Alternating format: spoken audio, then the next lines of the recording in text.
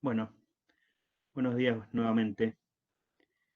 Em, Hoy vamos a tener la última clase de teóricos de esta segunda parte del año, al menos en relación a un contenido concreto de un texto y una temática particular. ¿Mm? También con la tarea que sumemos hoy vamos a finalizar, a completar las consignas del trabajo final, así que eh, digamos, ya empezamos a cerrar el año, este año tan particular, eh, y empiezan, bueno, la etapa de evaluación, tanto en términos de prácticos como de teóricos. Eh, Hacia el final de la clase vamos a revisar un poco, bueno, en qué consiste esta última tarea, la tarea número 5 del trabajo final, los tiempos de entrega, las formas de entrega, eh, la posibilidad de una clase, no de repaso, me preguntan acá, sino más bien de consulta, en términos de dudas que puedan estar apareciendo. Eh, en todos los casos va a haber también la posibilidad de saldar las dudas a través de las formas de comunicación que tenemos habitualmente, la mensajería del aulas web y también mi mail personal. ¿Mm? Eh, lo voy a volver a aclarar más adelante, al final, pero lo aclaro ya de entrada, digamos. Las consultas son consultas concretas, en términos de alguna dificultad puntual que pueda aparecer. mm, Ya, digamos, no estamos ya en la etapa de no entendí nada de este tema. Bueno, digamos, ese momento ya pasó. O mandarme texto para ver qué me parece, bueno, eso tampoco es lo esperable de la consulta. Las consultas van a estar abiertas para consultas puntuales de lo formal o del contenido de fondo, ¿m? Pero ya sobre una base trabajada eh, por ustedes.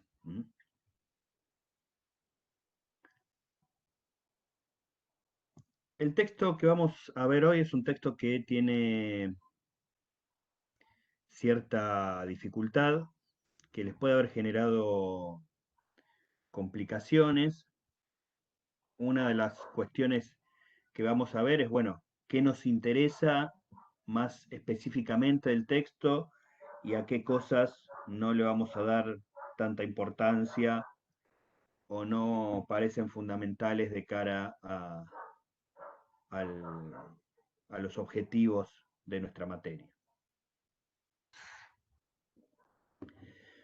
Ustedes, más allá de que el texto, como les decía, tiene cierta complejidad, tienen dos ventajas. Primero, con respecto a quienes lo vieron en años anteriores, este año nos tomamos el trabajo de traducir las citas en inglés. Habrán visto que junto con el texto también hay una traducción para la cátedra de las citas que aparecen en inglés. Si bien las citas en muchos casos no son fundamentales para comprender el, el, la esencia de lo que dice la autora, es cierto que también noté que a veces eh, generaban cierta distancia o cierta, eh, cierto temor en términos de no saber exactamente qué significaban. Así que bueno, hemos optado por traducirlas y ponerlas a disposición de la clase.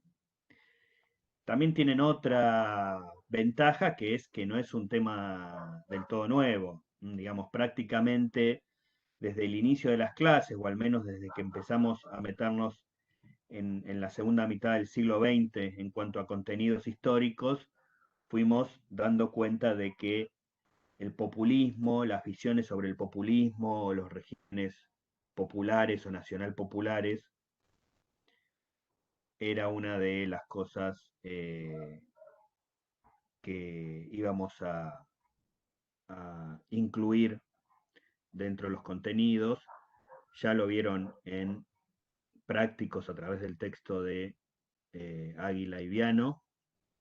Así que bueno, eh, más allá de que pueda presentar cierta complejidad el texto de Casulio, lo cierto es que no debería ser un tema 100% nuevo.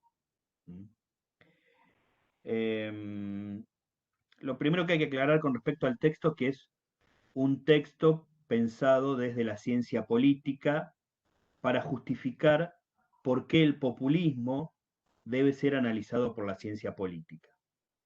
Digamos, este objetivo en sí mismo no es el que más nos interesa. Digamos, en algún sentido es una cientista política como María Esperanza Casulio hablándole al resto del ámbito de la ciencia política y justificando, digamos, explicando por qué la ciencia política, que es una de las tantas ciencias sociales, a menudo ha presentado reticencias para tratar la cuestión populista y por qué eso no debería ser así. Digamos, el objetivo central del trabajo no es lo que más nos interesa, sino las argumentaciones en relación a por qué debería interesarle la ciencia política. Pero no por las argumentaciones en cuanto a la disciplina, sino porque nos sirven para analizar, estudiar, dar cuenta de algunas de las características del populismo en general y de los populismos y neopopulismos latinoamericanos en particular. Lo voy a aclarar una vez más, ya debieran saberlo, pero me siento más cómodo si alguien ve esto por primera vez, analizar, aclarar que tratamos de salir del sentido común, muy habitual, sobre todo en los medios de comunicación, que ubica al populismo desde un punto de vista despectivo, ¿no? El sentido común en los medios es casi invariablemente negativo en términos de populismo. Y en realidad la autora nos dice que eso es bastante habitual no solamente en los medios de comunicación, sino también en el ámbito académico.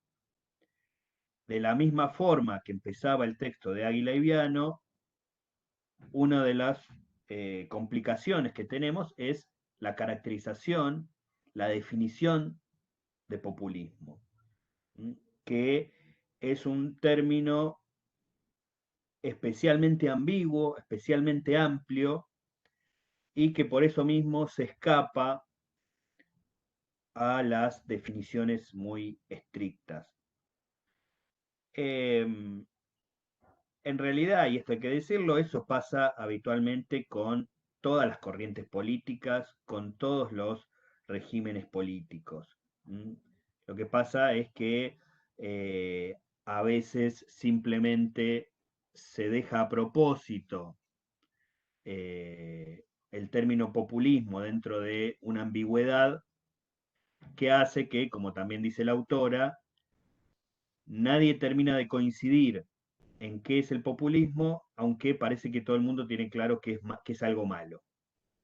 Digamos, cuando habla de todo el mundo, dice, se refiere a la visión más prejuiciosa.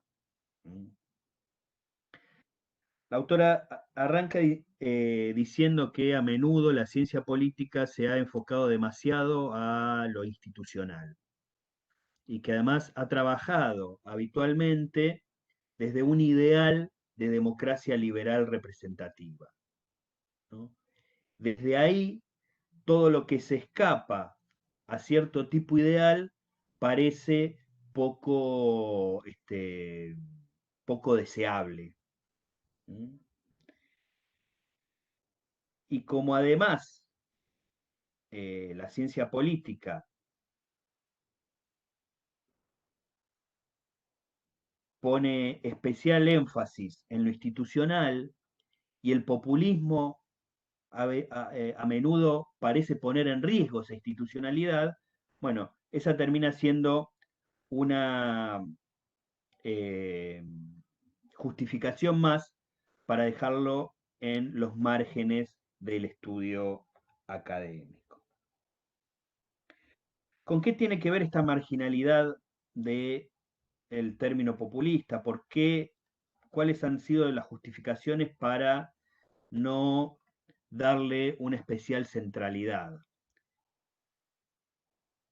La autora marca tres cuestiones que después se va a encargar de ir criticando. Primero, la idea de que el populismo es un concepto híbrido o residual. ¿Mm?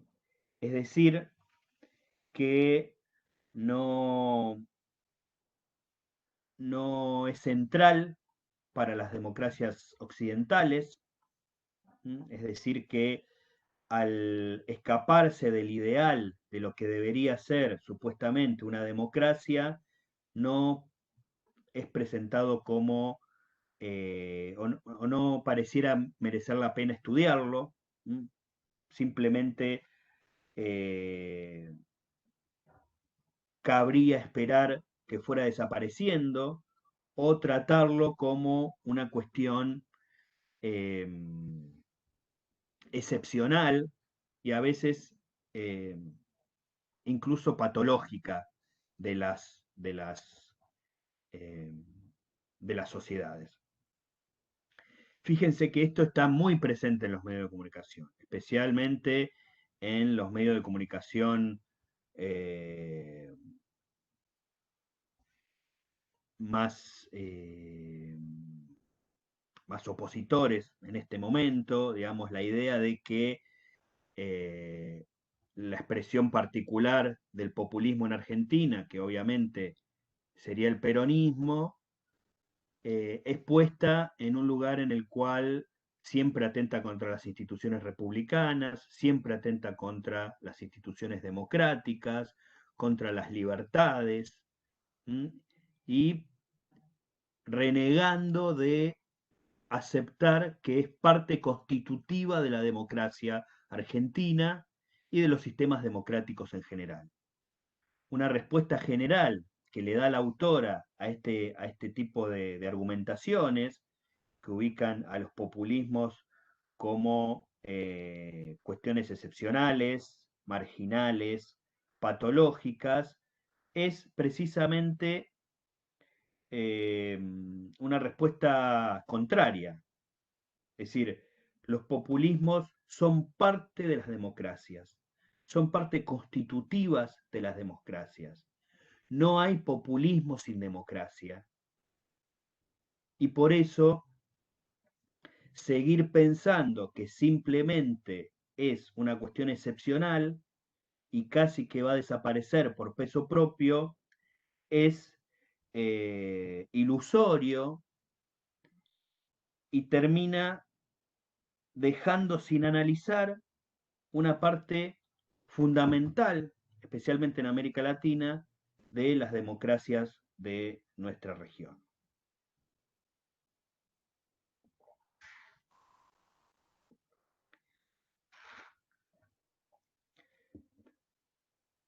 El populismo, dice Casulio, es un fenómeno político, no es una patología, no es algo que pareció excepcionalmente, es un fenómeno político como cualquier otro, es un fenómeno político directamente relacionado con la democracia. No hay forma de analizar las sociedades democráticas, de nuevo, aclaro yo, especialmente las latinoamericanas, sin dar cuenta del fenómeno populista. Entonces, lo primero que hace la autora es eh, apartarse de la concepción negativa, de la concepción de marginalidad del populismo y dice, no solamente se puede estudiar, sino que hay que estudiarlo, porque si no, cualquier análisis de las sociedades de masas actuales, de las sociedades de las democracias modernas, va a quedar rengo. Cualquier análisis que no incluya al populismo, le va a faltar una porción y una porción significativa.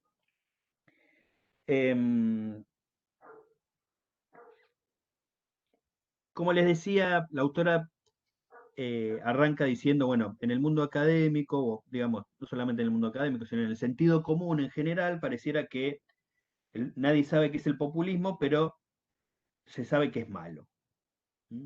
Y se lo suele relacionar con determinadas características, por ejemplo, la irracionalidad, la demagogia, el personalismo, el autoritarismo, digamos, características que se dan por descontadas en los populismos que ni siquiera habría que eh, demostrar porque están presentes sin dudas en cualquiera de las expresiones de estos fenómenos.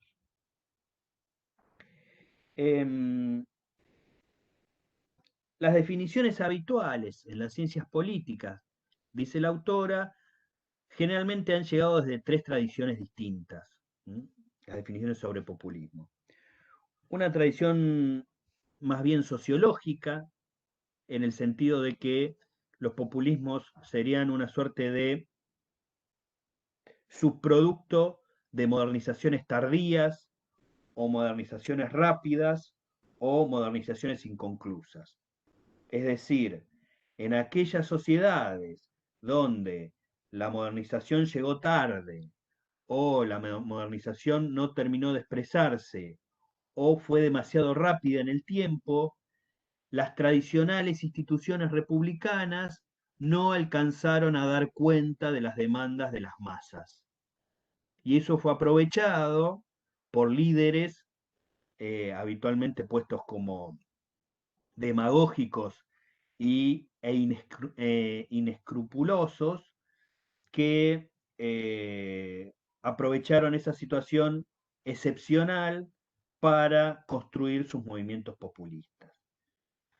Digamos, nuevamente, ante un supuesto ideal de democracias liberales, representativas, con sistemas de partidos consolidados, aparecerían los populismos como situaciones poco deseables, excepcionales. Hay una mosca que quiere participar de la clase, excepcionales y que aparecen como amenazando la institucionalidad democrática y republicana. Algunas de estas explicaciones sobre modernizaciones rápidas o inconclusas o tardías se dieron, por ejemplo, a la hora de intentar explicar el fascismo italiano o el nazismo alemán, porque también es otra de las tradiciones o otra de las miradas habituales, ¿no? Asimilar a los populismos, especialmente a los populismos latinoamericanos, con los movimientos nazis o fascistas, sin aceptar, sin tener la lucidez de ver que los movimientos latinoamericanos, aunque pudieran incluir algunas de las características del nazismo, del fascismo, en realidad son muchísimo más complejos que eso, y seguir reiterando la cantinela de que cualquier populismo tiene veleidades nazifascistas, a esta altura medio que aburre también un poco, ¿no?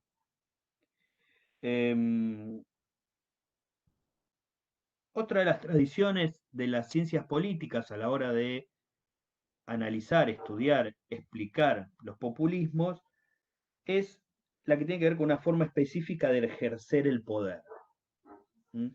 No es tan importante para esta tradición qué es lo que hace el populismo con el poder, ¿no? Si redistribuye riquezas o no las redistribuye, si tiene posturas progresistas o reaccionarias, si tiene una mirada más democrática o más autoritaria, sino la forma en la cual ese poder se ejerce. Y ahí aparece una cuestión fundamental, que es la relación entre líder y pueblo, que como vamos a ver, para la autora, sin dudas, es necesario analizar a la hora de hablar de populismo, aunque eso solo no alcanza.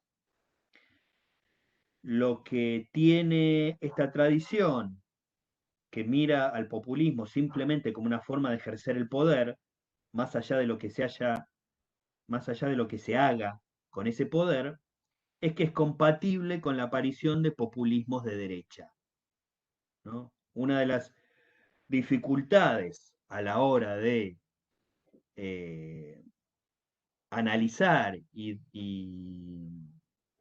definir al populismo es que abarca o podría abarcar un abanico muy amplio en términos ideológicos que va desde la extrema derecha hasta la extrema izquierda, ¿no?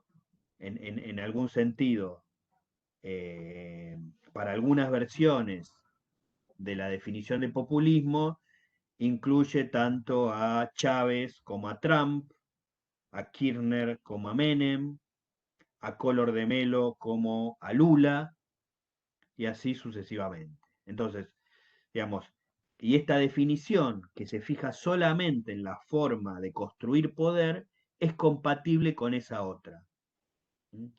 Una mirada en la cual lo único que importa es cómo llega el populismo al poder y cómo mantiene ese poder, no da cuenta demasiado si sus políticas son de izquierdas, son de derechas, son progresistas, son reaccionarias, redistribuyen la riqueza o la concentran en pocas manos. Eh,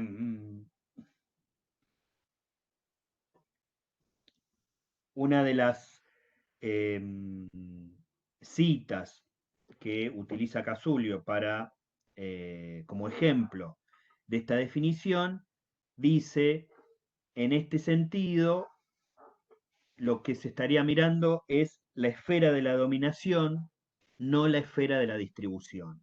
Es decir, no me importa qué es lo que hace el populismo con el poder, lo que me importa a la hora de caracterizarlo es cómo llega al poder, cómo mantiene el poder. Como si fuese una táctica política, ¿no? Más que un sistema político o un régimen. Eh, una tercera tradición, la tradición más, digamos, que empieza a complejizar el asunto y que en general ha dado trabajos más lúcidos y más productivos, es la que entiende al populismo como una dimensión de la política democrática. Esto que decía al principio. Digamos, no pensar al populismo como anti-institucional, como antidemocrático, como autoritario, sino como una parte constitutiva de las democracias modernas. No hay populismo sin democracia, y uno podría decir, incluso, como en varios momentos eh, sostiene la autora, tampoco hay democracia moderna sin populismos, o al menos sin experiencias populistas o sin momentos populistas.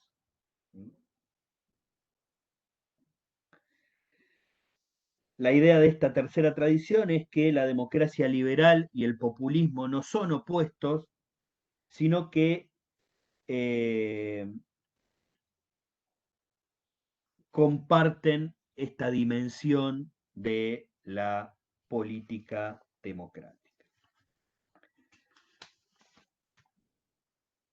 Dice Casulio, bueno, si tuviésemos que identificar dentro de estas, de todas estas tradiciones que parecen tan distintas, una unidad mínima de análisis del populismo, es decir, ¿qué encontramos en todas las definiciones?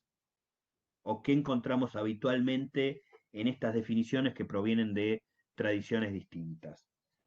Lo que aparece siempre, dice Casulio, es la existencia de un líder, la existencia de un pueblo movilizado y la existencia de la movilización antagonista, es decir, la movilización popular a favor de, pero también en contra de un enemigo real o ilusorio. A partir de esta tríada, es decir, líder, pueblo, movilización, Casulio construye una definición pragmática o funcional, es decir, una definición cuyo interés es servirnos para analizar. Por ahí no es una definición tremendamente erudita, tremendamente completa, le pueden faltar cosas, pero nos sirve para identificar prima facie, a la primera vista, si un movimiento o un gobierno puede ubicarse dentro de la categoría de populista.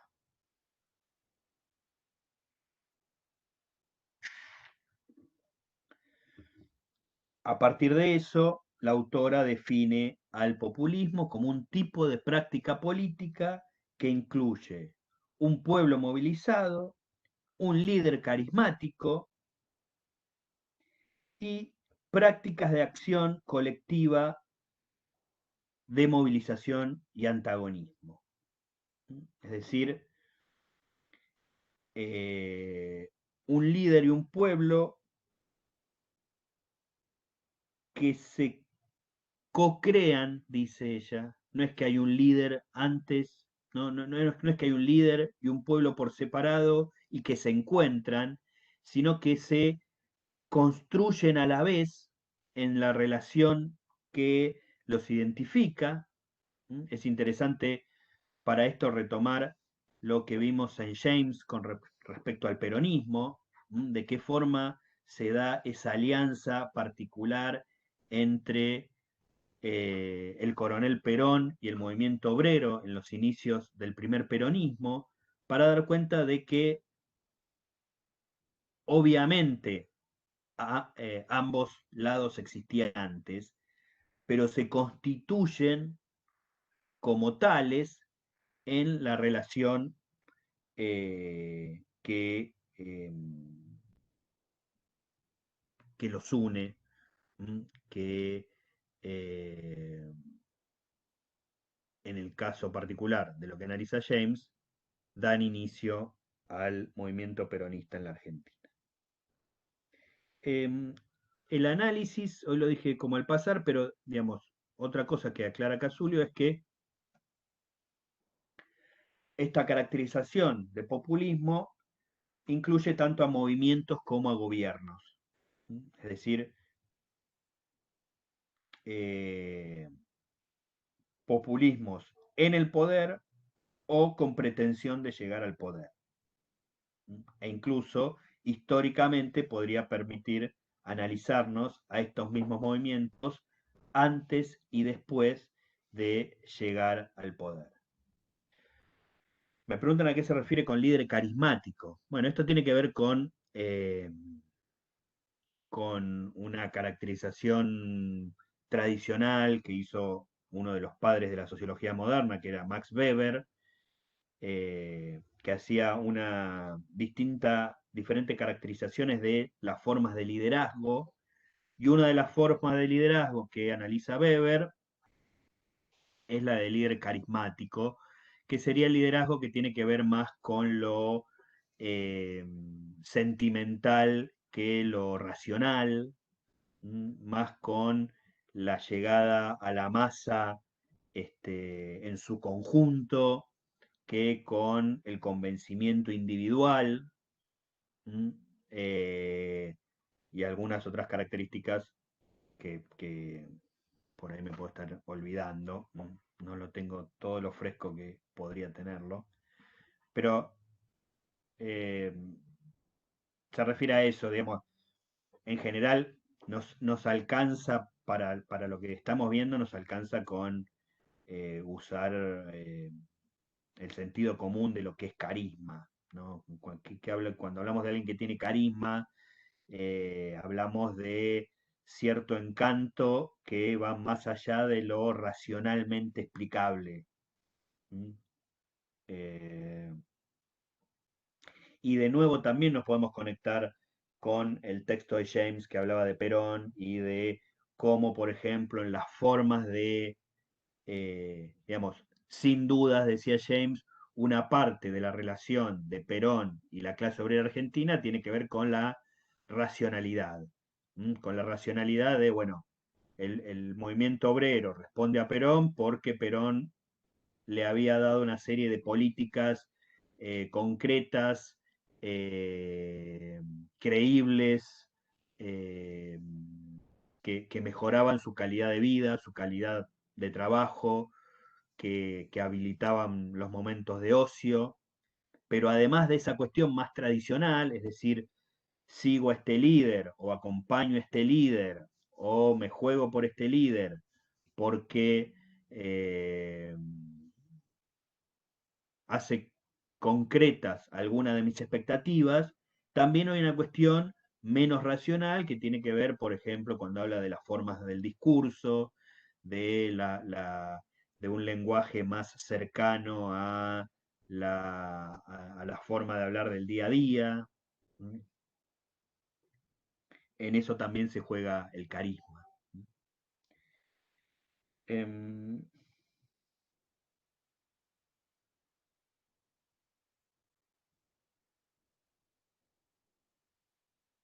Decíamos que una de las cuestiones que aclara la autora es que al, podía servir este tipo de análisis, esta definición pragmática que da ella para analizar tanto movimientos como gobiernos. Pero también es cierto que no son las mismas situaciones. ¿Mm? El movimiento, el populismo, los movimientos populistas, antes de llegar al poder, tienen una acción que privilegia la ruptura, ¿no? Son movimientos que vienen a romper con el estado de cosas, que denuncian determinadas situaciones que se han venido reiterando en el tiempo y que es necesario cambiar.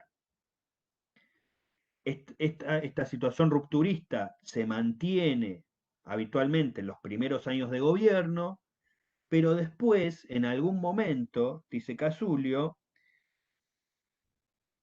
aparece cierta ruptura, no, cierta tensión, eso quise decir, entre eh, la ruptura y el orden, entre la hegemonía y la refundación, es decir, entre cambiar y mantener. Esto lo podríamos relacionar, por ejemplo, con las formas de construcción de la hegemonía kirchnerista que menciona Retamoso cuando habla de no solamente de la llegada de Néstor Kirchner a la presidencia del país, sino a su relación con los movimientos sociales. Y cómo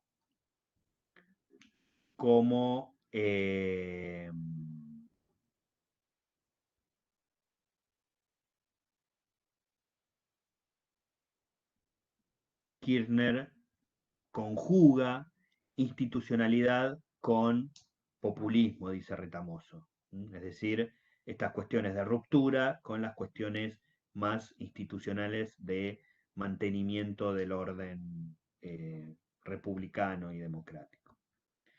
Me preguntan cómo se puede pensar a la izquierda argentina con esta definición de la autora. Yo no le encuentro mucha vuelta. En general no son, hasta donde yo me parece a mí, no me lo he puesto a pensar tampoco, son, digamos, si hablamos de la izquierda argentina como la izquierda más, la parte más de la izquierda más tradicional, ¿no? De los partidos marxistas revolucionarios. Yo no le encontraría mucha vuelta. Puede ser que se me escape algo o que no termine de entender la pregunta. ¿Alguna otra pregunta hasta ahí?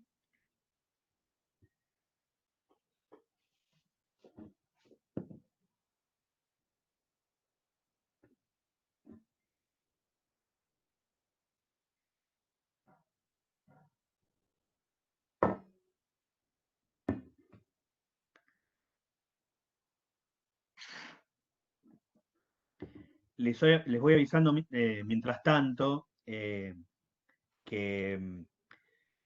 la última tarea no la voy a adelantar por separado. ¿Mm? Hoy la voy a comentar al final, pero va a aparecer directamente el, en el trabajo final, en la versión final de las consignas del trabajo final, que es la sumatoria de las 5 consignas, de las 5 tareas, porque algunas tareas tienen más de una consigna. Eh, eh, que por ahí no la termino de publicar hoy, porque quiero ver algunas cuestiones, pero a más tardar mañana va a estar publicado en el Aulas Web la versión definitiva de las tareas del trabajo final en un solo archivo. Al final volvemos a hablar de eso. Como siempre, si quieren ir dejando preguntas para el final, no en el chat, sino en la otra herramienta de PIR, de preguntas y respuestas, eso también es posible. Bueno, a partir de esto lo que hace la autora es criticar esas 3 excusas que según ella tiene la ciencia política para mantener al populismo dentro de cierta marginalidad académica. Lo primero es la idea de que el populismo no es un fenómeno híbrido o residual, sino que es un fenómeno específico de la democracia.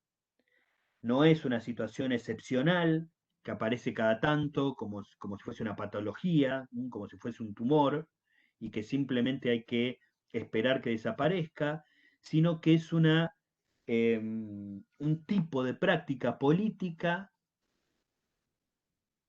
directamente relacionado con la esencia de las democracias modernas. Eh,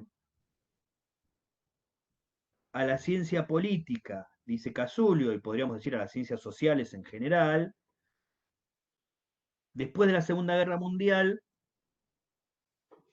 tuvieron una tendencia a analizar cualquier sistema político, cualquier práctica política, cualquier régimen político a partir de la dicotomía autoritarismo-democracia.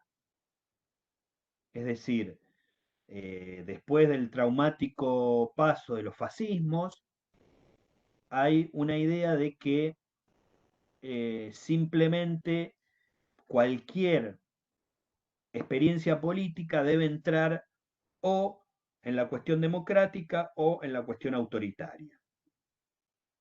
Entra en alguna de esas etiquetas.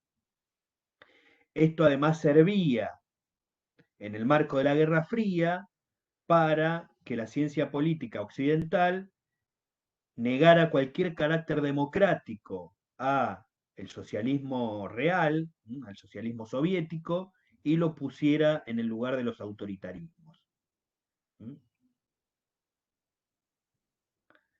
Casulio dice, en realidad, el populismo entremezcla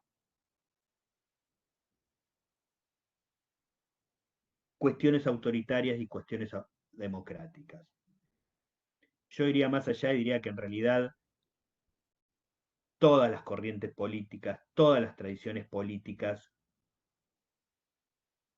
entremezclan la cuestión democrática con la cuestión autoritaria, especialmente aquellas que tienen alguna pretensión de transformación. Digamos, esta es una una vieja antinomia que aparece desde los primeros socialismos. Digamos, podríamos eh, rastrearlo incluso desde la Revolución Francesa en adelante. ¿No? Hay tres ítems, ¿no? Liberalismo, democracia e igualdad, que siempre entran en tensión. Bueno, ¿cómo mantener la libertad de toda la población aceptando la dirección de una mayoría? ¿No? Si la mayoría dirige, en algún momento va a tomar decisiones en contra de la libertad de algunos. ¿Mm? Entonces, ¿cómo respetar esas libertades y a la vez respetar la, el principio de soberanía popular basado en las mayorías? Pero además, si esas mayorías pretenden construir sociedades menos injustas, más igualitarias, bueno, ¿cómo hacer que esa construcción sea compatible con el deseo de la mayoría y las libertades de las minorías? Digamos, hay una cuestión de tensión en la política moderna que está presente todo el tiempo y sobre la cual se ha escrito muchísimo y que puede desarrollar mucha gente mucho mejor que yo. Pero digamos, para dar cuenta de que esta tensión entre autoritarismo y democracia que Casullo ubica en los populismos, es posible que pueda ser ubicada en la mayoría o en todas las corrientes políticas. Eh,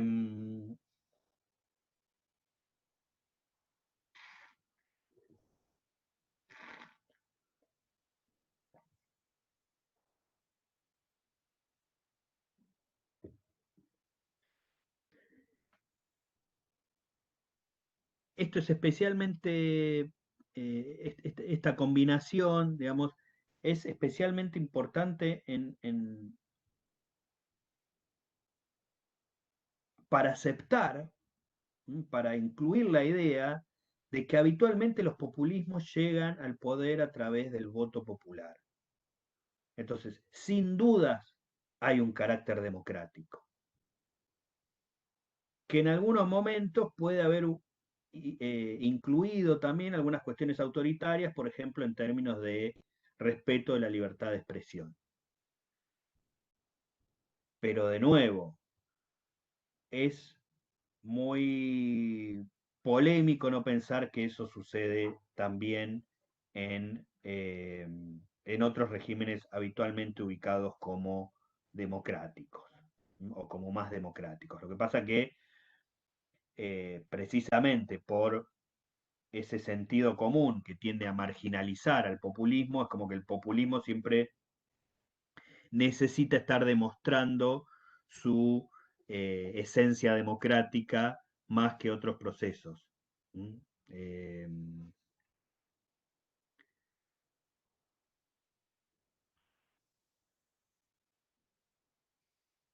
el problema también, en el caso específico de América Latina, es que a menudo nuestros desarrollos políticos son vistos desde una mirada excesivamente eurocentrista, ¿no? Incluso desde cientistas sociales nacidos en nuestras propias tierras. La idea de intentar meter experiencias políticas latinoamericanas en etiquetas, en cajas que están pensadas para realidades muy diferentes. No quiere decir que nada de lo que haya sido pensado en otros lugares sirva, no, lejos estoy de pensar eso. ¿Mm? Pero a veces la excesiva motivación por usar herramientas teóricas pensadas para otras realidades terminan sacando conclusiones que en lugar de enriquecer el análisis lo empobrecen. Digamos, como esta que yo mencionaba, digamos, ni bien aparecen los populismos latinoamericanos tradicionales, Vargas, Cárdenas, Perón, una porción importante de pensadores eh, caen en la tentación de asimilarlos así, sin ninguna eh, excepción a los fascismos europeos.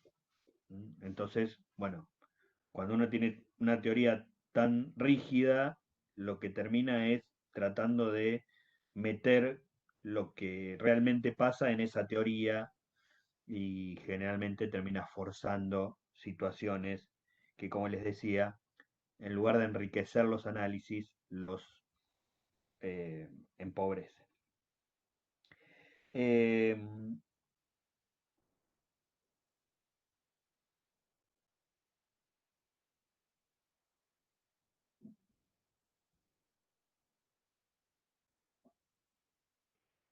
Dije varias veces que la autora afirma que el populismo es parte de las prácticas democráticas, de las prácticas de la democracia moderna. Y para reforzar eso, la autora dice, una democracia que no ponga en entredicho de tanto en tanto el poder desigual dejaría de serlo.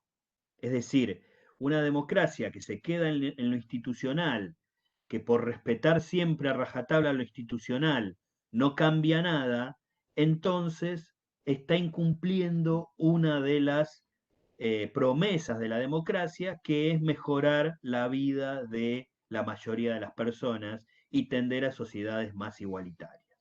Entonces, es natural, dice Casulio, que cada tanto, al menos, irrumpa el fenómeno populista en las democracias.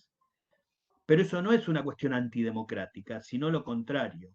Habitualmente lo que hace es mejorar las democracias que habían quedado demasiado en,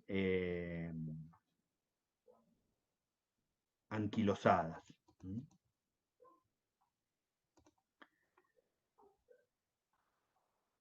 Por ejemplo, varias veces mencioné, al menos al pasar, que durante el momento de dictaduras generalizadas en el Cono Sur, las únicas dos excepciones, perdón, eh, fueron Colombia y Venezuela. Venezuela tuvo una tradición muy larga de democracias representativas, formales, pero que en realidad modificaba poco y nada el escenario social. Cuando el chavismo irrumpe con tanta fuerza, lo que está haciendo es modificar realidades sociales que la institucionalidad democrática había dejado de lado. Entonces, esa irrupción chavista, que habitualmente es vista desde los medios como una irrupción autoritaria, en realidad puede verse como una irrupción democrática, de una democracia que no venía dando eh, respuestas a las promesas de democracia social, es decir, de mayor igualdad. Eh, Esto no quiere decir que el propio chavismo después no haya caído en contradicciones en este sentido, pero estoy dando como ejemplo la irrupción chavista original. Digamos, ¿por, ¿por qué?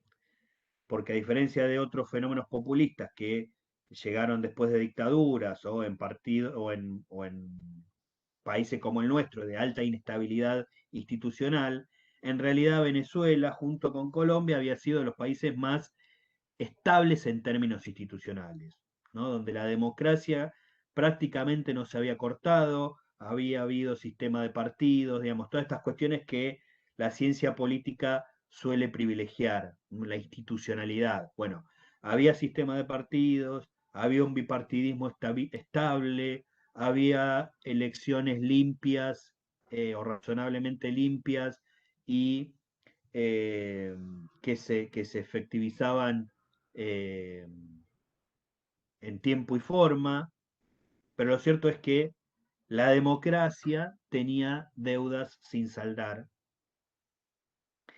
y por eso dice, no es llamativo que cada tanto irrumpa el fenómeno populista, sino que casi podría pensarse como una esencia de las democracias modernas.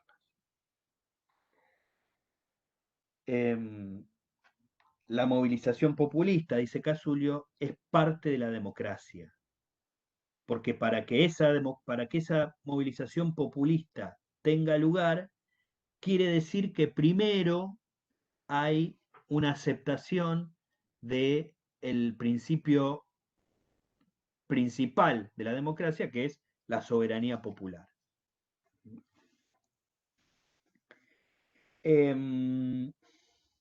Otra caracterización, digamos, otra cuestión que critica Casulio es esta idea de que el populismo no es un mero epifenómeno de lo social.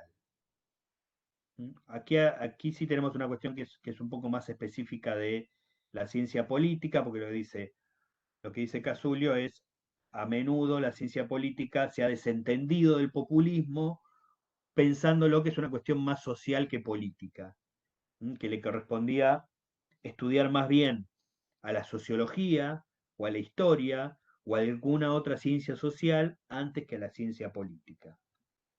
Eh, ¿Por qué es esto?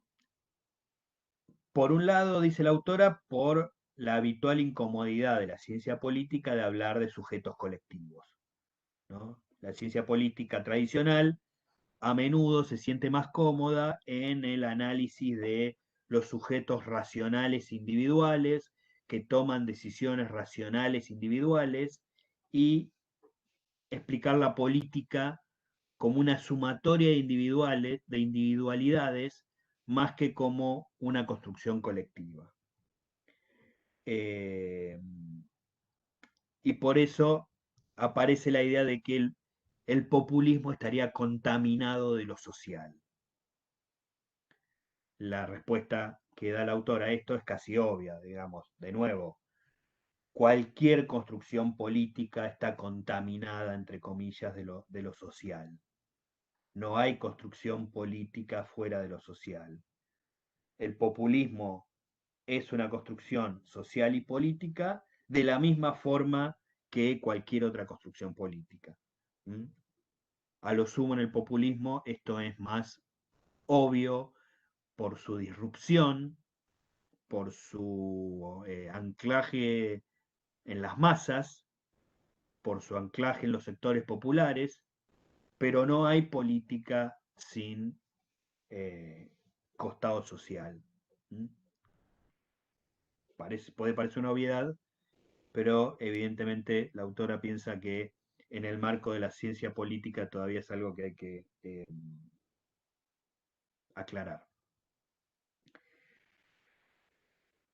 La otra cuestión que critica es la idea, digamos, que postula criticando a las posturas tradicionales, dice, el populismo no es un atavismo condenado a desaparecer por la modernización. ¿Qué quiere decir esto?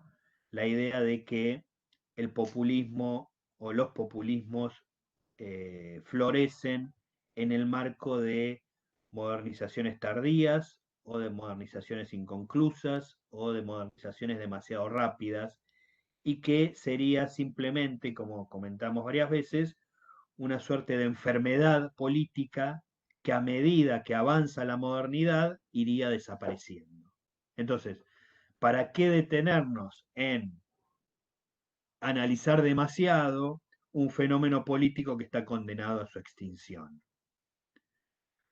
La autora repite algunas cuestiones que ya habíamos venido viendo. No hay forma de comprender la teoría y la práctica democrática moderna sin estudiar el populismo.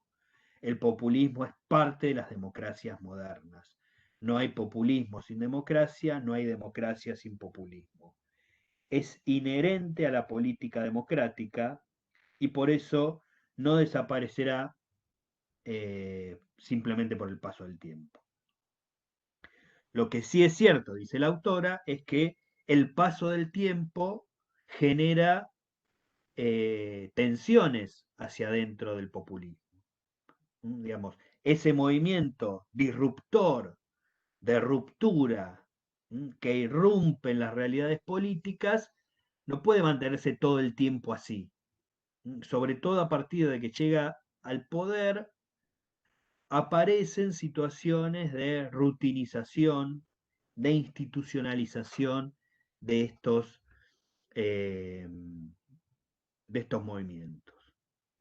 Por eso, estos movimientos, al menos los que perduran en el tiempo, lo hacen a través de la construcción de partidos políticos que no abarcan a la totalidad de los movimientos populistas, pero son parte constitutiva de los movimientos populistas, ¿no? Así es como Perón llega al poder de la mano del Partido Laborista y de la Unión Cívica Radical, eh, Junta Renovadora, y después reconstituye esa alianza para construir el Partido Peronista. Lo mismo hace Chávez una vez que llega, transformando su movimiento Quinta República en el Partido Socialista Unificado Venezolano. Lo mismo hace Cárdenas reformando el Partido de la Revolución Mexicana, lo mismo hizo Vargas construyendo dos partidos que fueran contención institucional de su movimiento varguista. Digamos, eh, el paso del tiempo no hace que los populismos desaparezcan, pero sí, en general, le obligan a cierta forma de rutinizar e institucionalizar su existencia. Bueno, ¿alguna pregunta hasta ahí?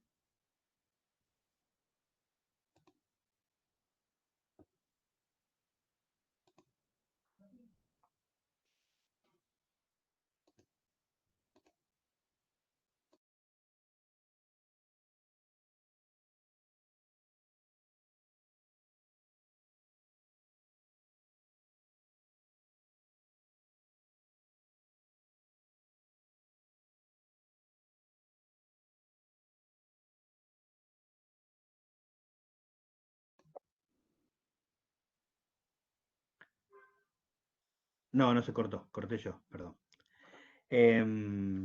Estaba buscando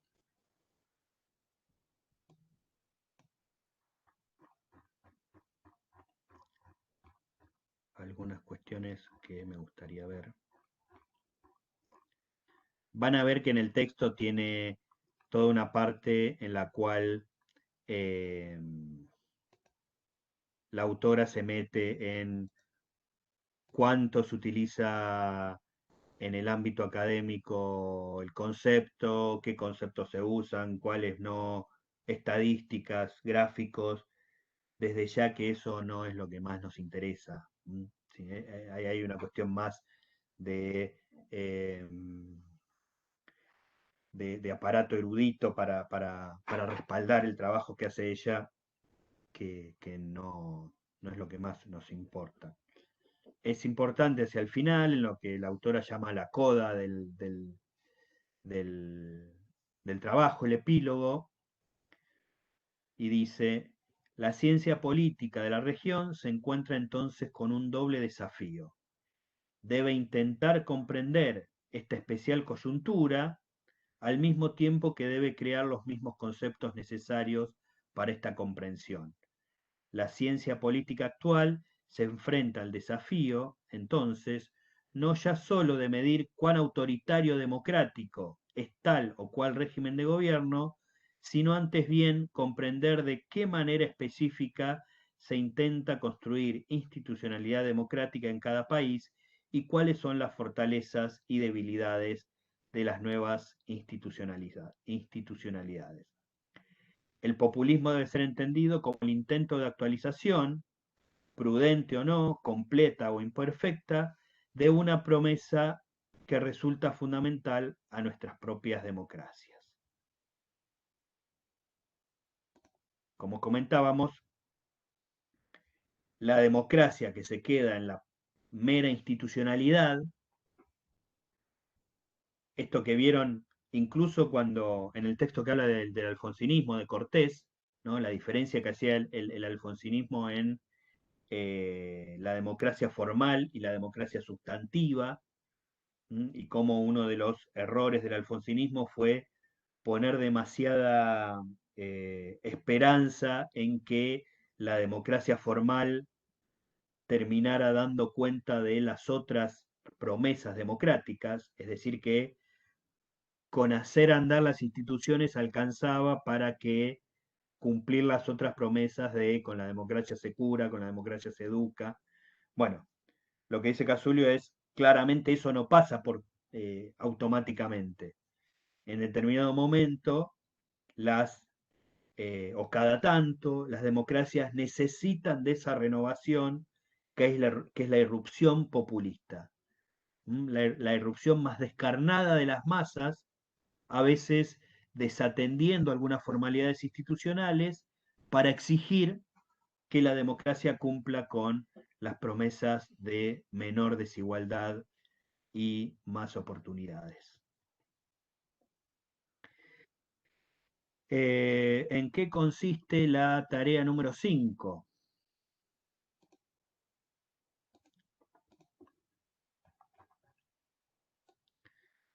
La tarea número 5 incluye, es la que más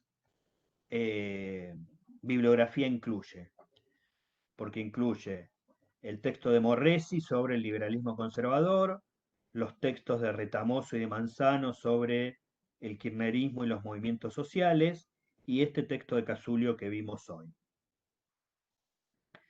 La tarea número 5 tiene dos consignas. En la consigna A lo que les pido es escribir un breve texto de no más de 600 palabras con argumentaciones acerca de si el kirchnerismo argentino puede ser considerado un populismo en los términos en los que describe Casulio. El texto no es un texto a escribir con palabras propias de ustedes, no debe incluir citas textuales de la autora ni de otros textos. Es decir, un breve texto en el cual argumenten a partir de la caracterización que hace Casulio y pensando también sobre todo en lo que escribe Retamoso sobre la construcción de hegemonía kirchnerista, de qué forma se puede argumentar si el kirchnerismo es o no un populismo en los términos que describe Casulio. Digamos, también pueden argumentar parcialmente, ¿no? Bueno, algunas cosas cierran para esa definición, otras no, digamos. Eh, pero es un texto breve, no les pido demasiada complejidad, sino que a partir de lo que saben de la experiencia kirchnerista, ver cómo la pueden relacionar en términos de lo que Casulio caracteriza como populismo. Y la consigna B,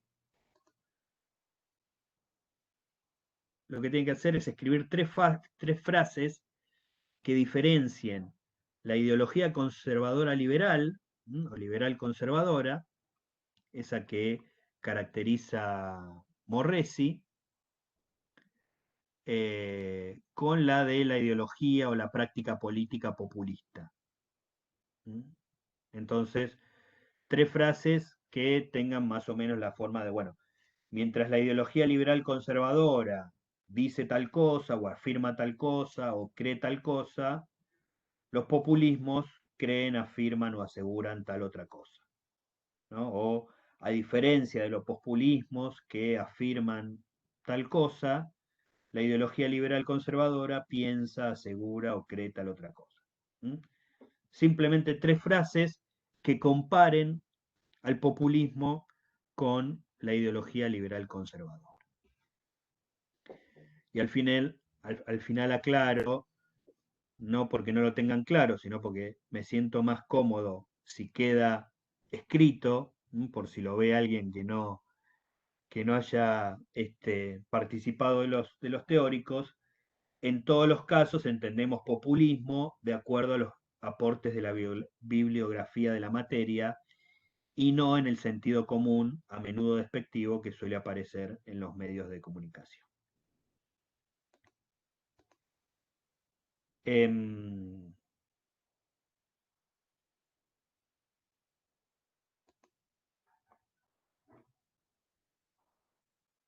Fechas. Las fechas ya están colocadas en el aulas web, no sé si las habrán visto. Hay una primera fecha de entrega que es solamente para quienes estén en carrera por la promoción sin examen final. Digamos, como les comenté, acá tenemos un problema de plazos. Se está escuchando bien, ¿no? Ah, gracias. No, porque como lo último que tenía es que me avisaban que se había cortado y después, y además veía que la cantidad de asistentes iba mermando, digo, por ahí se cortó y yo sigo hablando solo. Les decía, hay una primera fecha de entrega que es solamente para quienes estén en carrera por la promoción total sin examen final. Es decir, para quienes hayan aprobado los parciales de la primera parte, el parcial de prácticos de la primera parte, con 6 o más. Esa primera fecha es el martes 20 de octubre hasta las 22 horas y es con posibilidad de rehacer. Es decir, si alguien no llega a aprobar el trabajo, eh, se lo voy a devolver con los señalamientos para que pueda rehacerlo.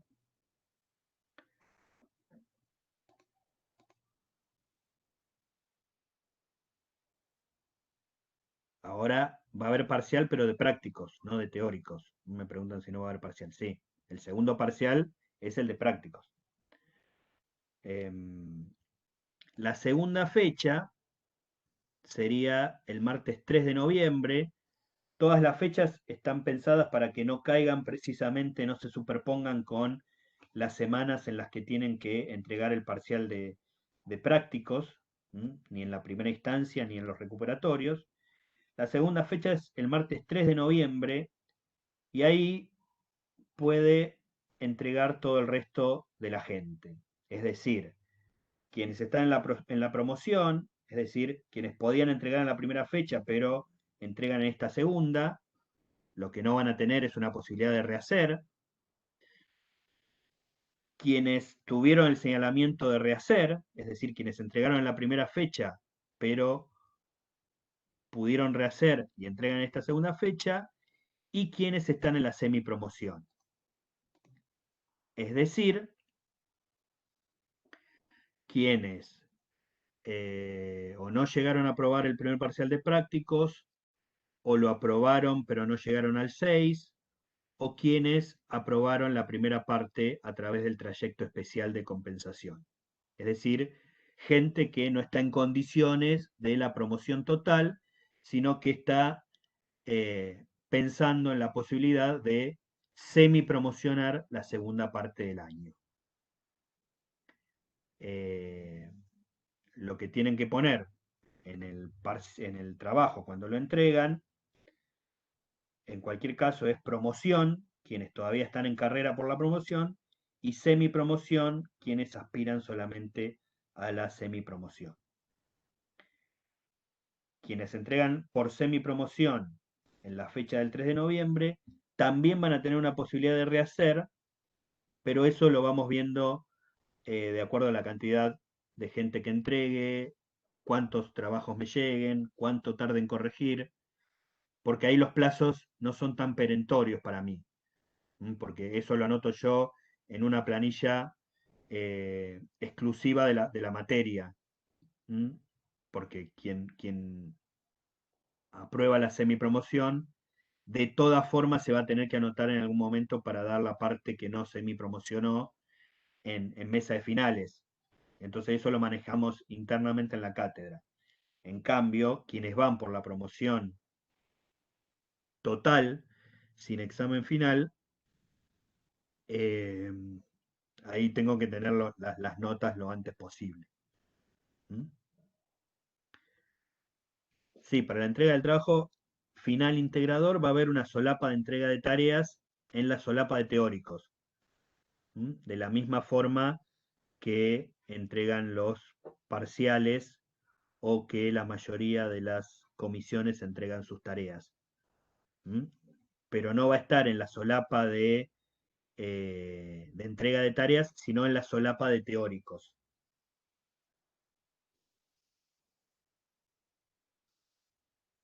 Sí, para acceder a la promoción total tienen que haber aprobado el primer parcial con 6 o más. Digamos, es posible que gente que me entregue el trabajo final aspirando a la promoción, después no llegue al 6 en, en el parcial de prácticos. Entonces no va a acceder a la promoción total, sino que se va a tener que conformar con semi-promocionar la primera parte del año y esta segunda parte del año eh, va a tener que rendirla en examen final. En todos los casos, digamos, quienes vayan por la semi-promoción de la segunda parte, además de aprobar este trabajo final, también van a tener que sacar 6 o más en el segundo parcial de prácticos en cualquiera de las instancias, primera, segunda o tercera. Es decir, en la primera instancia, en el primer recuperatorio o en el segundo recuperatorio. Todo lo que estoy diciendo acá está detalladamente escrito en las condiciones de cursada en el aulas web. Eh, yo pensaba la posibilidad de habilitar no un repaso, sino una clase de consulta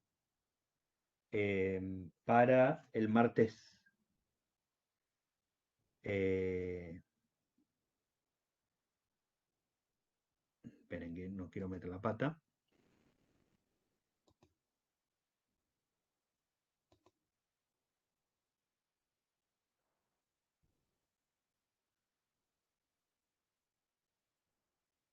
Sí, el martes 13, bueno, no es un buen, puede que no sea un buen augurio, pero cae en martes 13.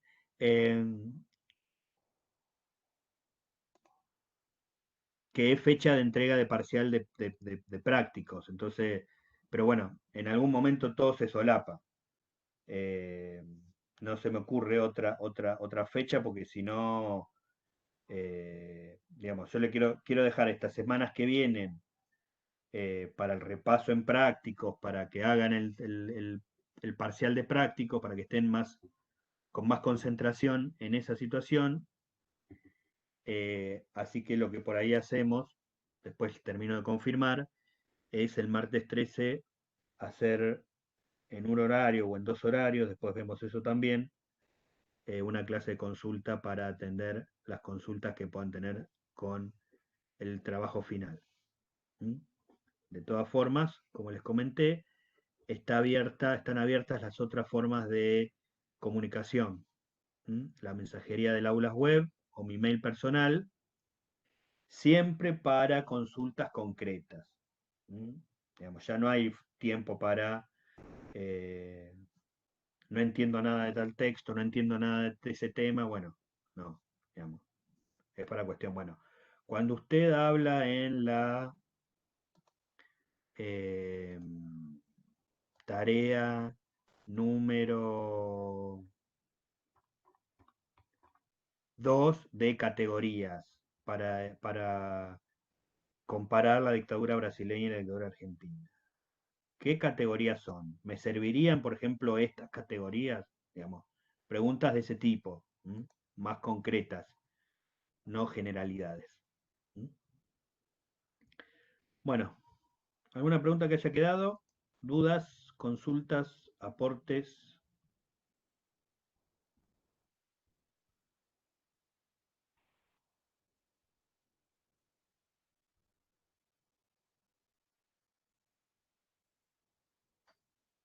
Bueno, espero que el teórico haya sido de utilidad. ¿Mm? entre hoy y mañana estoy subiendo la versión completa del trabajo final. ¿Mm? Eh, Estamos en contacto. Nos vemos.